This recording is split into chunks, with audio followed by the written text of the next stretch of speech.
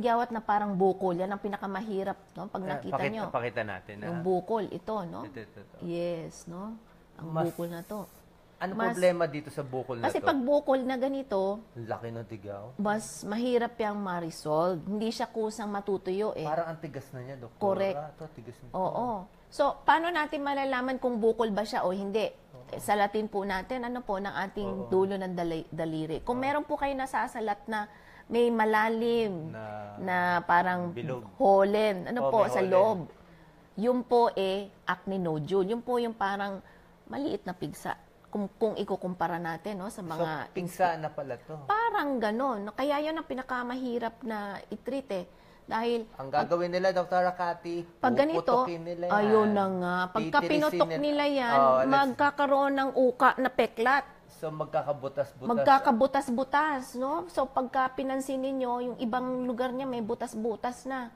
Parang moon face na. Correct. So, ang ganitong mga bukol na ganyan, unang-una, kailangan po natin ibigyan ng antibiotic na inumin, no? Iinumin para... hindi naman sila makakabili ng antibiotic, pero para lang sa kaalaman. Ano tong antibiotic? Usually, ang binibigay natin mga antibiotic doxycycline, tetralysal, marami yan eh. Doxycycline, yes. 100 milligrams. 100 milligrams twice a day. Pero may mga may bawal. precaution lang ako dun sa mga umiinom ng doxycycline. Kailangan, pag iinom sila noon, may busog na busog. Kasi minsan masyadong masakit sa tiyan, mahapdi sa tiyan. Tsaka bawal magpa-araw. Correct, bawal magpa-araw din. Kasi mangingitim. Oo nga. No? Yung mga tigyawat, kung kaya naman ng pasyente, ang pinakamadaling paraan dyan is ini-injectan natin to ng steroid.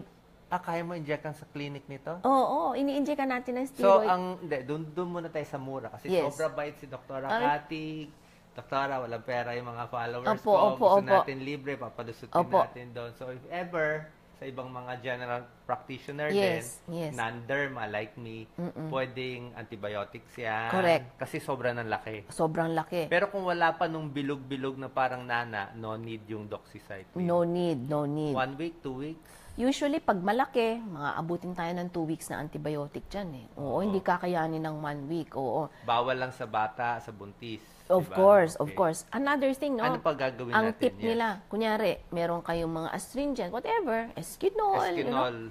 Kumuha po kayo ng, kasi medyo malaki po siya, Eskinol. Cotton ball po. Basang-basa ng Eskinol. Doon lamang po sa malaking tigyawat, idiin nyo lang po ng konti. Pwede ba sa buong mukha na lang yung Eskinol? Kasi gusto natin spot treatment para mas matuyo yung bukol ng tigyawat. Eskinol, o alam mo. Povidone iodine din. Pagka may nanana, pwede ang povidone iodine. Paano papasok yung Eskinol sa balat? Ang ganito yan no? Pagka nilagay mo na medyo nandiin, kasi alcohol-based siya, medyo matutuyo siya on the surface. So, maaring mapahinog niya yung nana. Pag lumabas na yung nana, ayan na, si betadine na tayo. Pwede nang gamitin ng betadine.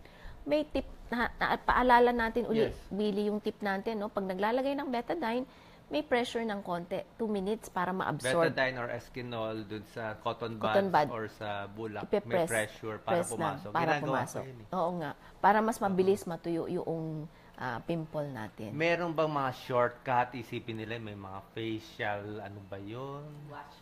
O yung kinikis-kis lang. Well, yung mga pampatuyo ng mukha ng mga katulad ng sulfur soap, okay rin yun. Sulfur soap. Ano magandang soap sa kanila? Yun na nga, si sulfur soap, pwede rin yun. Si Kojic soap, pwede rin yun. Si Gluta soap. Gluta soap, pwede? Pampatuyo kasi ng mukha Ivory soap, pwede rin yun. Ivory, nga. Pwede rin. Oo, nakakatuyo ng muka. Pimples, based on your experience, may bawal bang pagkain, chocolate, oil, o parati nilang tinatanong yan, Willie. Walang bawal na pagkain. Ang sinasabi ko sa pasyente, kung ano po ang pinaka-importanting gulay at prutas. Gulay at prutas po. Wala pong hihigit pa kung hindi gulay at prutas. At tubig po. Maraming tubig po. Maraming tubig. Opo, maraming tubig. Opo. Pinapakita ko to. Meron pang mga ganitong pimple. Ito siguro, grabe na to. Grabe na yan, oo nga, Willie. Ibang klase. Mamaya, i-discuss natin to Ready lang po, tutok lang Opo. Itong mga warts. Warts, tapos ito pong, itong ating buni po. Buni. Pag-uusapan natin Opo. So, yan. Yes, Doc Lisa? Doktora, merong mga over-the-counter na cream. Yung mga nasa tube-tube sa mga butika natin or groceries, pwede din ba yun? Yung mga naka-tube tapos ilalagay lang doon sa mga pimple na yun. Para sa akin, no, as long as hindi siya steroid. No? Antibiotic cream, okay. Hindi rin siya pang bony, okay din yun. Ano Wala talaga yung anti-acne? Di ba Pwede meron naman, yung, yes. Nasa maliliit na tube. Pwede yon. Pero let me just give you a caution. No? Kung talagang bukol po siyang malaki, maaring mapaliit niya pero hindi totally matatanggal. Kasi nga po, mas mabilis po iinuman tayo ng antibiotic o kaya i-injeksyonan po ng steroid. Yun po yung ginagawa doon. Yes, yung injection, doktora, Yes. bakit kailangan mag-injection? Mahalata yun. Yung injection kasi, really, anti-inflammatory siya eh. So, ang mangyayari, para hindi lalong umuka, gusto natin siya injectionan habang maliit pa siya. So, Parang ganito, sino dito i-injection na so ito, i-injection na natin yan. Kapag ganyan kalaki. Yan Ganyan ang- kalaki, no? yan ang- Ito rin, mga malalaki yan. Yung dalawa, Yung ang dalawang yan, oo, i-injection na lalagyan ng natin yan. steroid sa loob. Oo, ito rin, i-injection na din yan. Steroid sa loob. Steroid, i-injection na natin. Ano So, mangyayari? Gagaling? ang steroid, pag in-injectionan mo, magpa-flat siya kaagad eh. So, pag nag-flat siya, meaning to say, nabawasan yung inflammation. So, yung scar na Yung mapaproduce pamahid niya, na steroids, ay hindi. baliwala. Kailangan Lalo inject. pang lalabas ang tigyawat. So, hindi po natin ilalagyan ng topical steroid. Ang ginagawa po natin dito is ini-inject po yung steroid mismo doon sa loob ng bukol. Yes. Doktora, ang dami nagsasabi, titirisin daw nila yan. Baliwala lang daw yan. Santiris lang nila yan. Eh. Alam mo, Mga kabataan, di ba? totoo. Totoo. Di ba? Higa-higa, palitan, tiris. Meron akong, as a Ginaano, precaution lang. pinipiga. Oo nga. Huwag niyo pong titirisin. Kung matitirisin ninyo, hindi na po natin kayo mapipigil. Ano po? Kaso lang po, meron lang po akong isang precaution. Huwag po natin titirisin yung tigyawat sa ilong.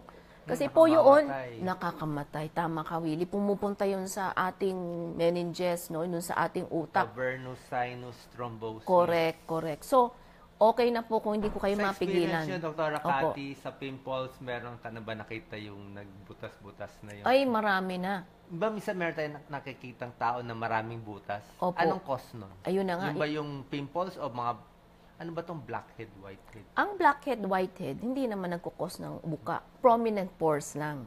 Ang nag-uuka talaga, itong mga bukol na pinoint out natin kanina, Willie. Malalaki sila, tad-tad. Ang ginagawa ng pasyente, yun na nga, inaantay nilang medyo nagkakaroon ng nana, hihinugin nila kunwari, tapos titirisin nila. So yun ang problema, pinadudugo nila, kaya yung kanilang peklat ngayon is really an uka. Pangit.